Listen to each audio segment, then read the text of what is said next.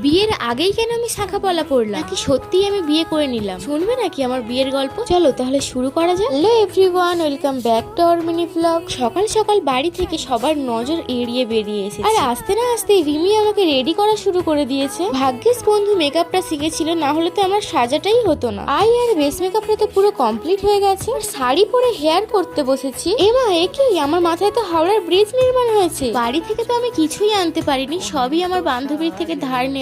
এই যা, বরের বদলে তো আমার বান্ধবী আমাকে সিঁদুর পরিয়ে দিল। কি ভাবছিলে আমি আর বিয়ে? নিজের হাতে নিজের জীবনটাকে এত তাড়াতাড়ি শেষ করে দেওয়ার আমার কোনো ইচ্ছা নেই। যাই হোক, আমাকে কেমন লাগছে অবশ্যই কমেন্ট করে জানিও। আর বেচারা সারাক্ষণ দাঁড়িয়ে দাঁড়িয়ে মেকআপ করে একদমই ক্লান্ত। আসল ব্যাপারটা বলি, আজ ছিল আমার বান্ধবীর মেকআপের এক্সাম, আর আমি গেছিলাম ওর মডেল হিসাবে। তোমরা যদি তোমাদের স্পেশাল ডেতে সাজতে চাও, তাহলে আমার কমেন্ট বক্সে গিয়ে পিন কমেন্টটা চেক করতে পারো। যাই হোক, এবার ঝপাঝপ কয়েকটা ফটো তুলবো আর বাড়ি যাব। এতক্ষণ ধরে সেজে গুজে এখন নাকি সব তুলে ফেলতে হবে। কি আর করবো, বাড়িতে যেতে হবে। তাই সমস্ত মেকআপ তুলে ফেলে এখন আমি বাড়ি যাচ্ছি। তাহলে আজ এতটা, দেখা হচ্ছে নেক্সট একটা ব্লগে। আর ভিডিওটা ভালো লাগলে লাইক, কমেন্ট এন্ড সাবস্ক্রাইব করতে ভুলো না কিন্তু।